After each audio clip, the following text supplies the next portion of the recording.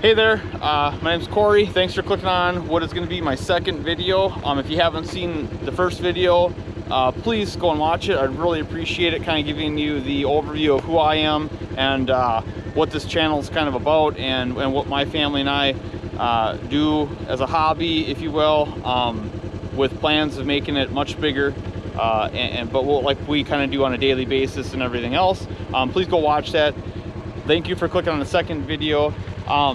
So if you have watched the first one, you know, we have a small beef cattle operation, and then a small meat goat operation too.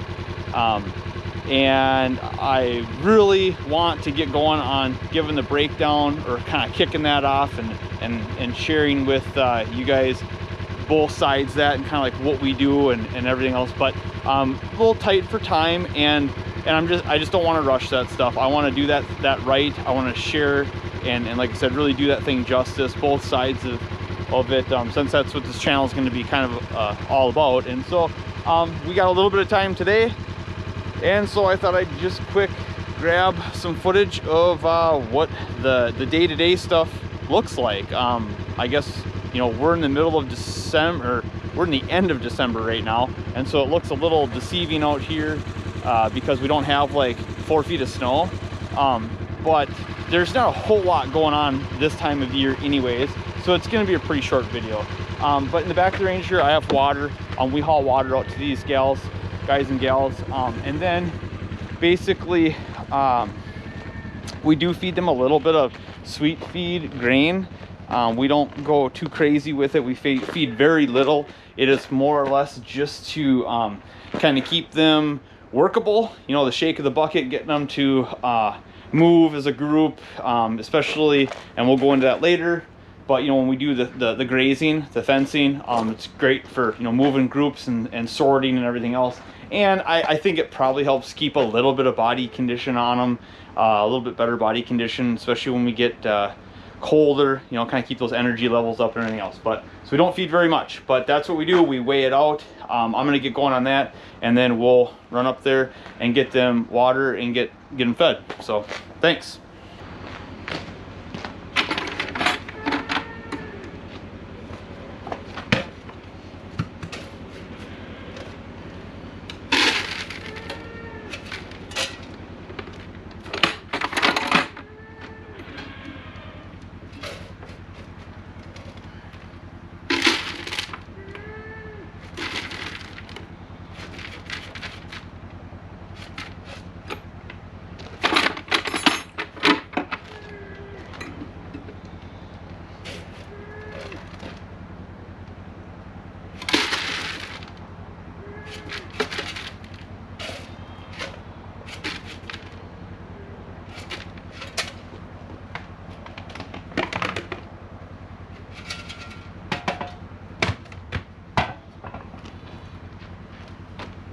So normally it would be just 2 pails, but we have them separated out into 3 groups, of which I'll explain at a later date in greater detail. And I hope I don't say that too many times during this video. But like I said, I would love to share. There's a lot more I'd like to share, and we'll get to that, all those details and stuff like that. But for today, you know, normally, like I said, we're doing 2 pails. Today we're doing 3. We've had them in 3 groups for breeding. We've had them separated into 3 groups because we are breeding for our spring 24 kidding. And so we have 2 breeding groups, and then we have a group of Dolings, this year's kids, that we will not have bred. They are too small, not big enough, too young and too small. And so we don't breed them when they're that young, but that is why we have 3 groups and 3 buckets.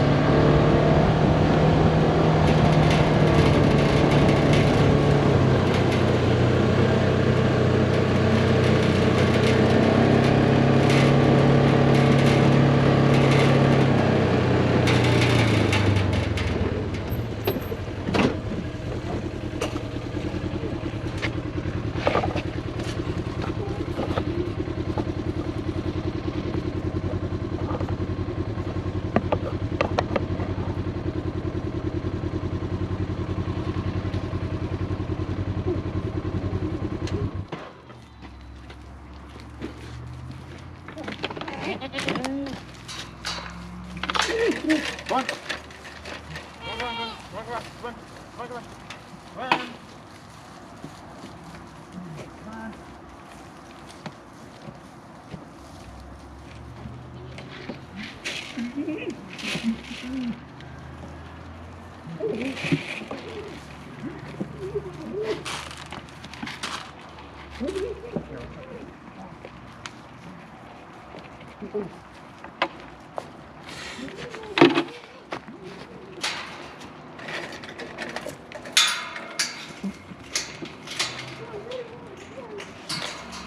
So just real quick, like I said, just give them a little bit of grain. They have hay. Normally hay has, we have some, cages.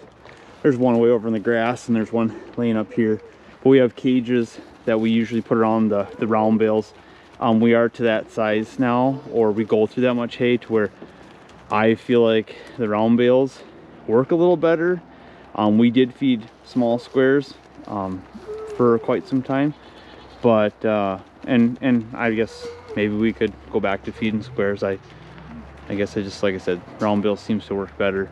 But our older buck, and then he's got with him some of our older mixed age does here.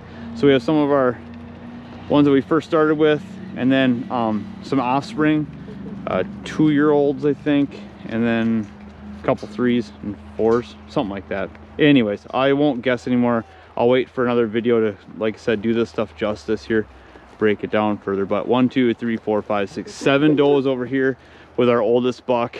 And then we come over here. This is our middle pen, and this is our doelings from this spring 23. And these are the gals. We will be holding them back, and we will be breeding them. It would be fall of 24. So they will have been, they'll be a 1.5 years, so they should kid out at approximately 2 years old, if my math is serving me correct. It'd be something like that. It'd be like 2 years old. So that's what we kind of aim for. So 1, 2, 3, 4, 5, 6, 7, 8, 9, 10, 11. I think it's 11. Should be 11 over here. We're not missing anybody. But we'll go ahead and get them fed too. They've been waiting patiently.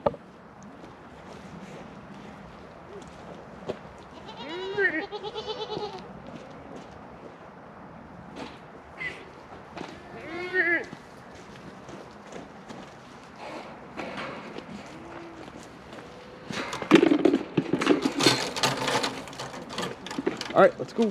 Come on, come on, come on, come on. Let's go, let's go. Come on.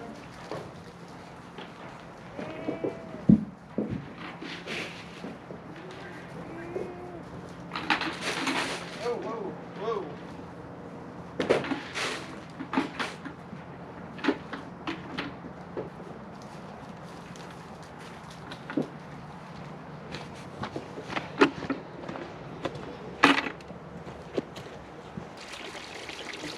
So this is our second group over here, and you can see the gentleman over by the hay pile there walking away now. He would be our youngest buck, and then we have 1, 2, 3, 4, 5, 6, 7, 8. It's 8 or 9. Somebody might be behind the hay pile, but 9 does in here. So 9 does, a buck, our 23 kids doelings in the middle. We already sold our bucks that were born this spring, and then our does and our older buck over on the other side. And like I said, we'll go into more detail later on. So that's where I arrive at, you know, with 11 doelings in here now.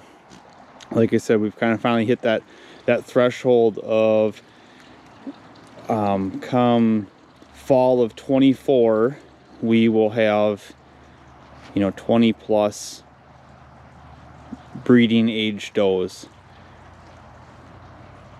and we intend on continuing to grow that number too. So here's what the water operation looks like. Nothing fancy. Tank, water, hose, water trough. Normally we would have, you know, just two troughs to worry about.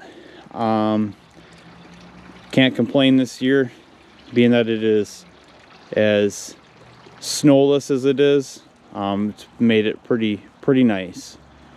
And I think actually today it's like 40 degrees. You can see it's kind of foggy, or maybe Ken can't see that on the camera, but it's kind of foggy. So, but that's what we got out here. Okay, so that is that's a wrap for goat chores. You know, the thing to keep in mind is this is goat chores for this number of animals with this system, and it's the end of December in Minnesota, and it is a winter in which we have 0 snow. So this is what it looks like as far as kind of getting in here and getting it done. This doesn't include, you know, things like kidding season, and when the summertime comes and we're actually grazing and we're doing different, you know, when we're fencing off and moving these guys through with the electric fence. So yeah, not complaining, just kind of, and we'll gladly share that other stuff as the seasons progress. But yeah, this is us set up for breeding, but then also, like I said, quick chores. At the end of December, no snow. You know, normally with feeding round bales, also too, that's why you want to have those cages on there. These bales were getting smaller, so we pulled the cages off. But quick note, that's why you definitely want to have some type of a feeder for these guys. Goats are, any animal can be incredibly wasteful with hay.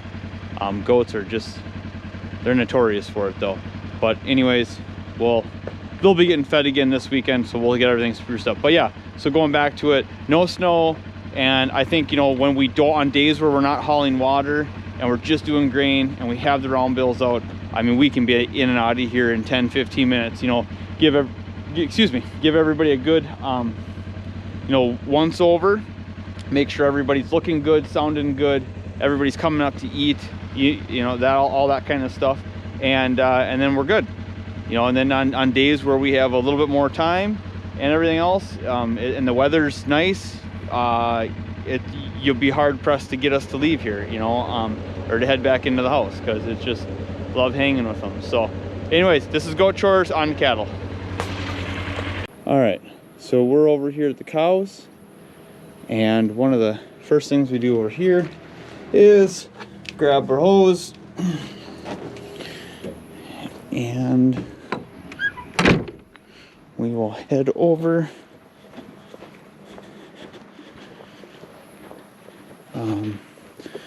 over here to the spigot and get their water going. And really, just like the goats, being that we don't have 4 feet of snow out here, chores really don't entail much. They are on some good hay, alfalfa hay, and we don't really have anything. We don't need to bed them. I just bedded this barn a couple days ago with corn stalks. And the kind of same goes with the goats. When you don't have to do anything with bedding, kind of takes time off the chores, takes some items off the list. And really, these guys at this point are just kind of getting a splash of corn, and then I will push the hay up, and that's usually all we have to do. And I'm going to probably use the tractor to do that. Probably gonna use the tractor to push the hay up today, just because I have a gate in the back of the truck that I'm gonna use the tractor to get out too. So kind of kill 2 birds with 1 stone. So we'll go up and we'll get their corn and get that gate unloaded, push the hay up, and should be good. So we have 1, 2, okay, we got all 5 out here, and everybody looks relatively content.